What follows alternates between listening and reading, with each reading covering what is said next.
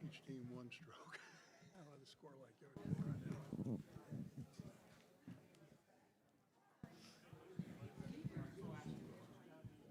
How many players do you have? Yes, that's what they're trying to do. We'll see you tomorrow. I'm gonna play tomorrow too. You play too? Starting with Jeff, would you please test your mic? Got Philadelphia on Saturday today. Jeff Fedorchik, starting with you, please check your mic. Testing, 1, 2, 3. Test You one. need to bring it closer. Testing, 1, 2, 3. Test, Thank you. 1, 2, Very 3. good. All right, Bill one. Testing, 1, 2, 3. Hello, Carol, 1, 2, 3. Thank you very much. Marie, can I get a test from you? Testing 1, 2, 3. Okay. Bob? Testing, 1, 2, 3. Excellent. If someone would go up to the mics at the front of the room to test them, I'd appreciate it. Testing, 1, 2. Thank you, Diane. Testing, 1, 2. Okay, thank you. To the three at the podium, I don't know whether it'd be easier, I'm not at the podium, but on the stage. It might be easier to take your mics out of the stand, to hold them up closer. Some of you are a little bit soft-spoken, so you need to project as if you're talking to somebody across the table. Just because you have a mic, you don't want to whisper, okay? Thank you so much. If they're connected. See if they're connected.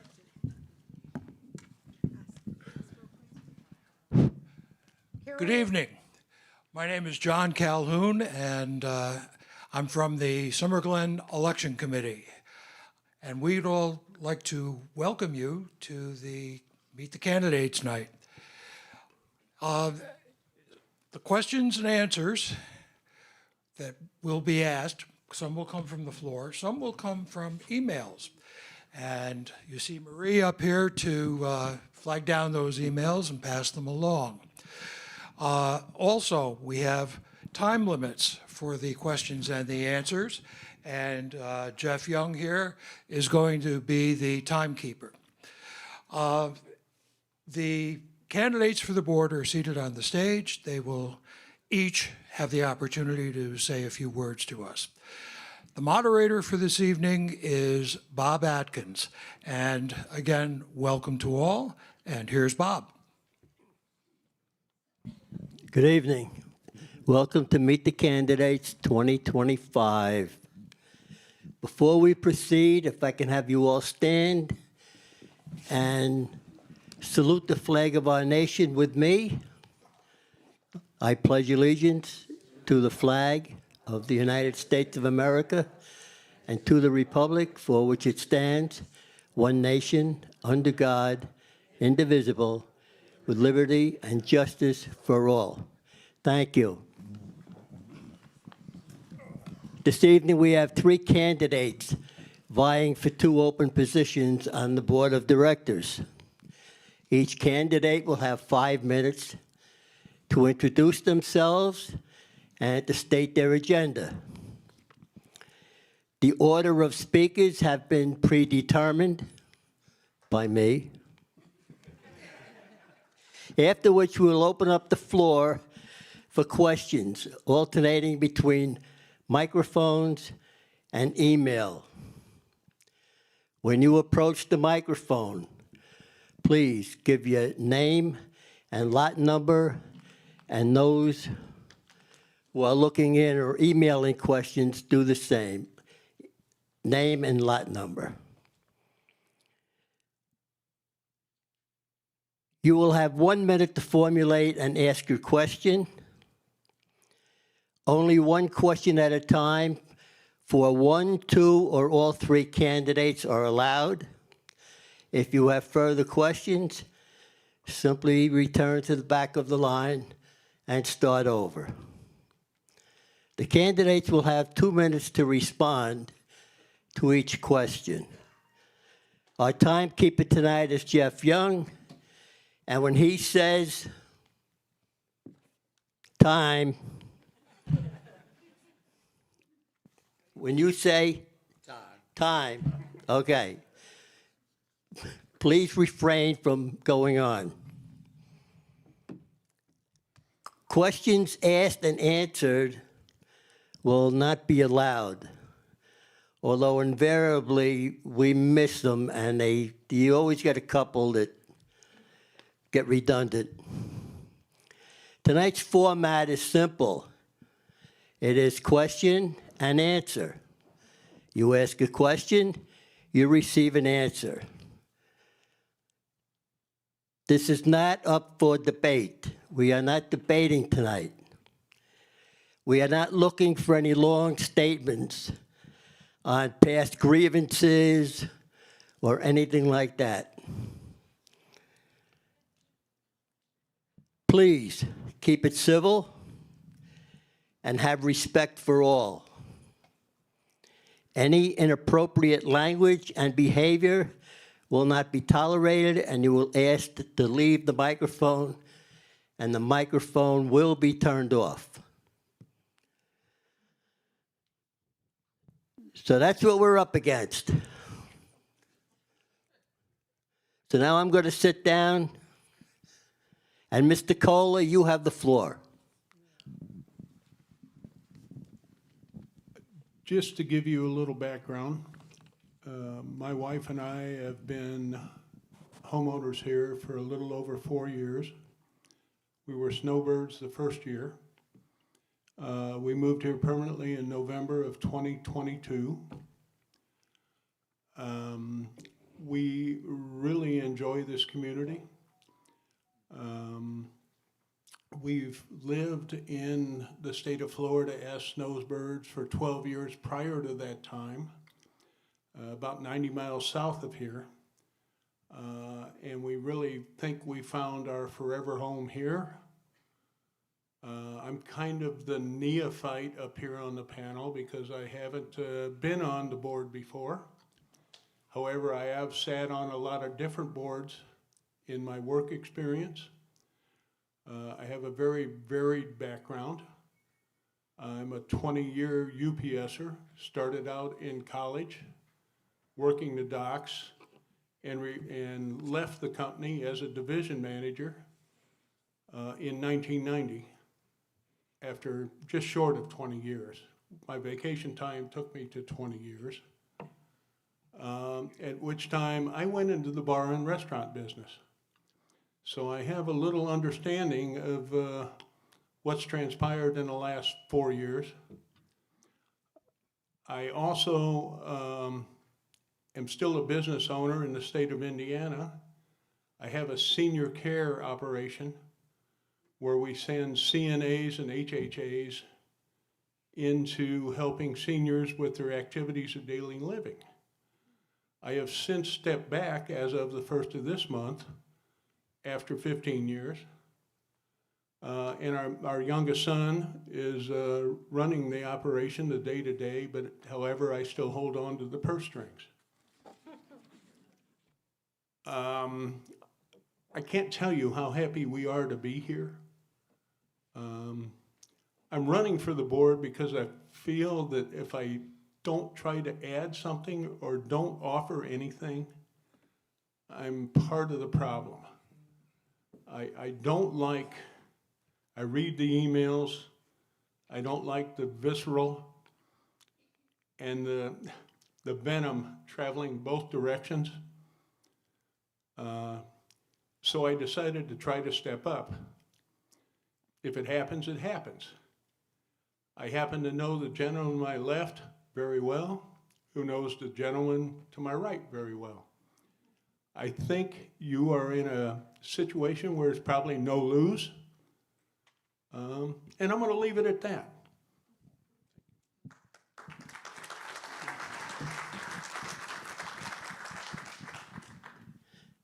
Mr. Rodriguez, you are up.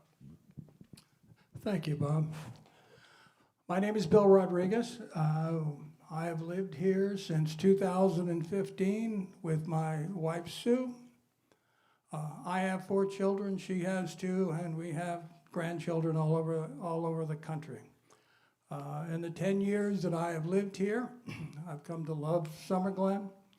And at the time that I spent either previously as a member of the Finance Committee and as a member of the board, I sincerely enjoyed serving this community and try to make it better.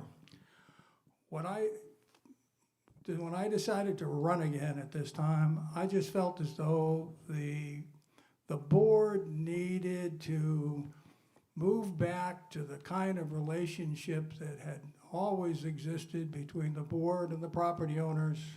We are them and they are us, and there was always an atmosphere of mutual respect, and it needs to be that way. Bill alluded to it. I think there's become an acid relationship between the board and the community. That has to end. In terms of the operating in the community, I think it's extremely important, more so than the amount of money that's spent, but the result of the money that's spent by the HOA. The spending should be prudent for things that we need, and more importantly, it's critical to be sure that the community gets full value for every dollar that it's spent. I'm not so sure that has happened over the last few years. My background has been as a financial manager, starting in Boston with Pricewaterhouse, a large international CPA firm. 10 years there, followed by a number of years in controllership and CFO type positions in a number of different companies, ranging from $3 to $5 million to $400 million. So I know my way around the numbers. And lastly, I share the comments that Bill had relative to the candidates. I have every confidence in both of these gentlemen that they will do a fine job, as I will intend to do, and I agree the community is to benefit. Thank you.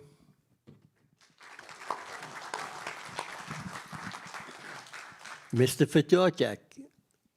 Good evening, everyone. I appreciate you coming out this evening to meet the candidates. In order to make sure I stayed within my time limits, I did script out my comments, and I am under 5 minutes, so I will continue on. So for those of you who may not know me, my name is Jeff Fedorchak. My wife Bert and I have been Summer Glen homeowners since 2013, and I have been a full-time resident since I retired in 2018. I was a member of the Summer Glen Board of Directors from 2021 through 2024, serving as the board president for both 2023 and 2024. I'm a graduate of Penn State University with a degree in industrial engineering. During my 40-plus year career, I held various engineering and management positions. When I retired in 2018, I was the vice president of global manufacturing for a US-based automotive parts manufacturing company. I'm running for election to the board because I feel my organizational skills and prior experience as a former board director and board president would help move our community forward in a productive manner. Each year, the board is required to make numerous decisions to effectively manage the community. Unfortunately, too often this past year, there were items on the board meeting agendas having either incomplete or no supporting information included in the board packets. Therefore, the board members were hampered by not having enough information to make fact-based decisions. This lack of adequate information led to extended workshop-like discussions and sometimes the tabling of the agenda item, thus delaying a board decision until the appropriate information was gathered. When previously serving as the board president, I worked with the other board members, property management, to help make the board make effective decisions. This was accomplished first by having the necessary information available in the meeting packets so the board had the opportunity to review and prepare in advance for the meeting.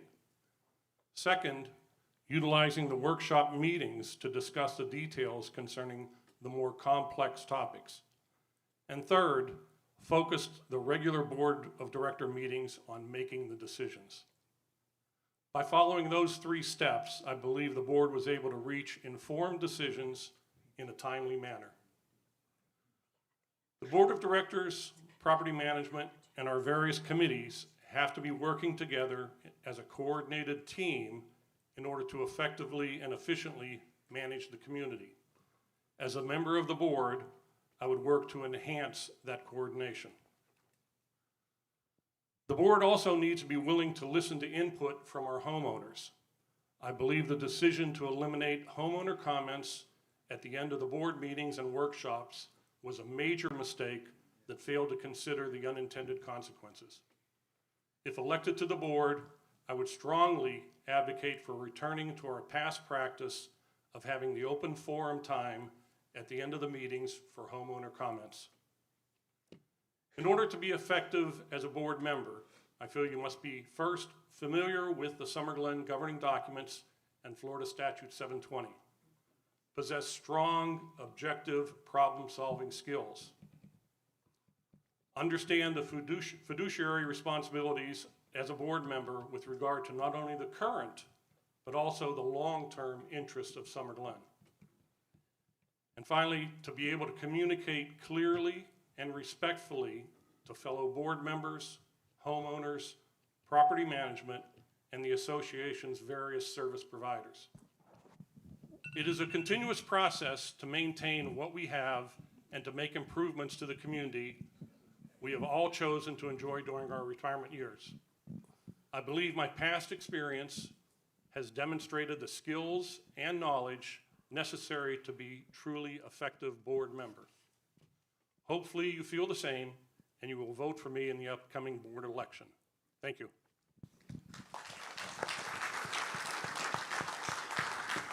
Thank you, Jeff. Anybody with questions can line up on both sides of the microphones.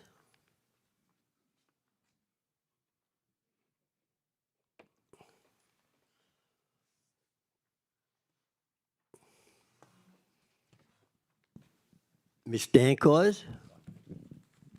You're revealing my name. Okay, I'm Sue Dankos, Lot 227, and my only question is, a couple of you have mentioned that you are full-time residents, but I'm just curious if you ever take more than, say, 8 weeks away from the community in a given year, because I think it's important that you're able to be at the board meetings. All three of you, or any of you ever away more than 8 weeks? For myself, no. No. Thank you so much. My name is Greg McCrossin, Lot 667. My question is based on an assumption, okay? And the assumption is that a majority of our residents are not golfers, okay? And I don't know whether that's true or not, but my question is based on that. I have a big concern around the amount of money that the golf course is costing us. And as a non-golfer, that gives me a lot of concern. So do any of the candidates have an idea about how might go about fixing that big deficit problem? I'll address it to Bill first. I know Bill. Hi, Greg. I think, Greg, the golf course, yeah, the size of the deficit is quite concerning, and it has been growing. But we also have to recognize the golf course is a very large asset to the whole community in general. The best way to mitigate that loss is two things. One is to get the golf course in the kind of condition that's attractive to outside players who are willing to pay good prices to come and play here. But it's critical to have the golf course managed by a golf course manager who has a good knowledge of how to operate a commercial golf course. And even though this is only partially a commercial golf course, he has to know how to treat and he has to know how to engage outside players in order to get the most possible revenue that we can get in here. And that is really the only methodology that will reduce that loss to acceptable levels. All right. Thank you, Bill. You addressing that to all three of them? If another one wants to answer, I'd appreciate Yeah, it. go ahead. I think one of the things we need to capture is exactly what activity happens within the community first, and then figure out how to market the outside. I know there's been some billboard stuff, but if you're not caught on 484 at the right time, or the traffic's not thick enough, you're gonna miss the billboard completely. But, you know, I've had a resident ask me one time, said, well, there's only 1 out of 10 that play golf out of this community. And I don't believe that number. You know, I don't know that anybody has captured the number of players that play. Now, 1 out of 10 may be what does the season pass, but there's a lot of people in this community that pay as they go. And I think those are missed because I know between the men's group and the ladies group, that number of 100 is blown away. And I know the groups I play in aren't counted in that either, but you're right. You're right, we need to capture it. Jeff? I think it definitely starts with the golf operations manager. We need to have someone that knows how to market this course and brings in daily play. Unfortunately, as Bill has mentioned, I think you had mentioned as well, that limited number of memberships are sold. That membership revenue has stayed relatively flat over the past 5 years, while our operating expenses have continued to grow with inflation and so on. So yes, it's important to get more memberships here in the community, but it's also extremely important to bring in outside play as well.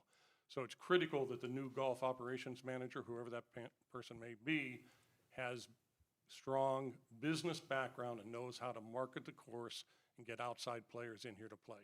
Because there just isn't enough support in the community to reduce that deficit. We need to grow it by bringing outside people in. All right, thank you, gentlemen. Good luck on that issue. Dan Murphy, Lot 46. My main concern, and I voiced my opinion before, is at the end of the meeting, is all 3 of you willing to open that back up to our residents that can have their say at the end of a board meeting? Absolutely. Without a doubt. Absolutely. Thank you very much. You want to read the email? Hello, David Bray, Lot 473. My question, and Jeff, you touched on it, Florida Statute 720. And it seems to be this current board. David, can you please get closer to the mic? Okay, thank you. It's obvious this current board always comes back with, well, we spoke with our lawyer.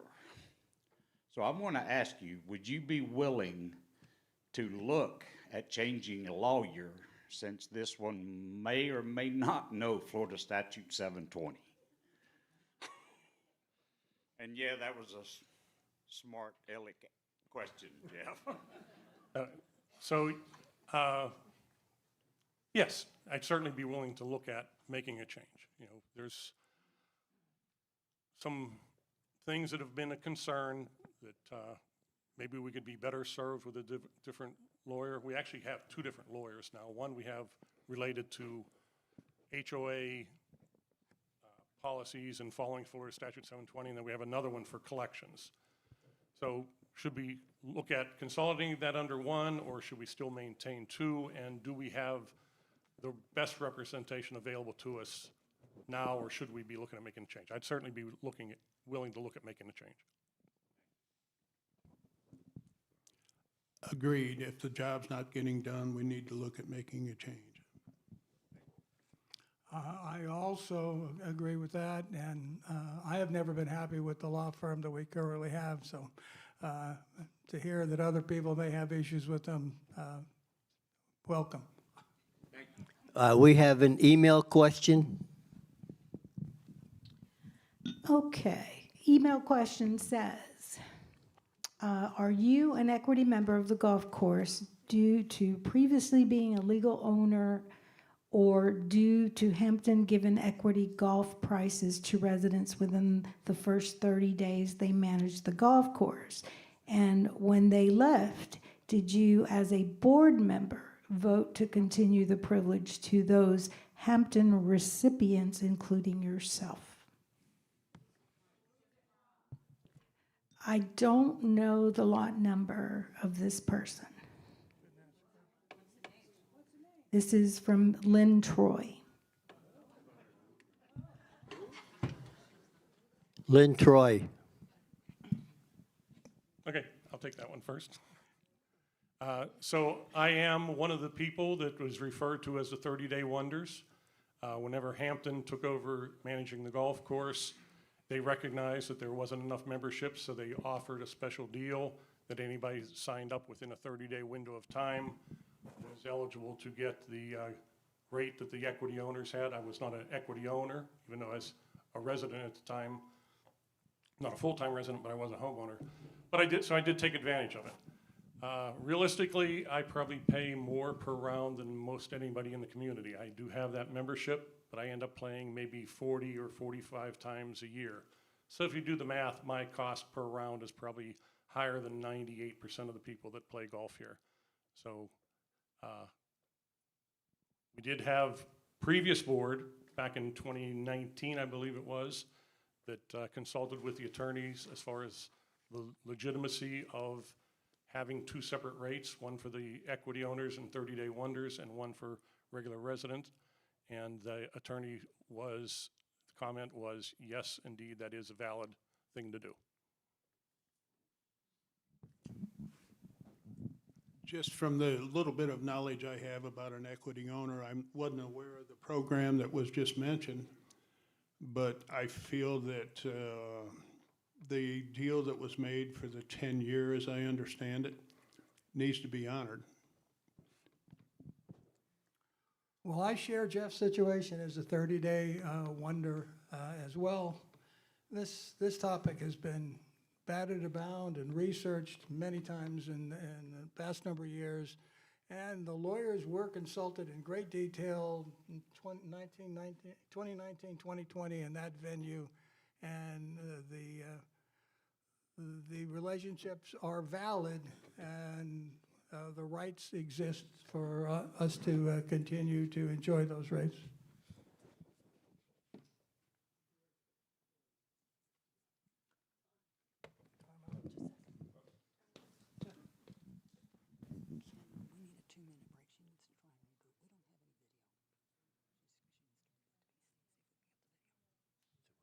Got no video? Yeah, audio's going up. We just want to make an announcement. All right, we're going to take just a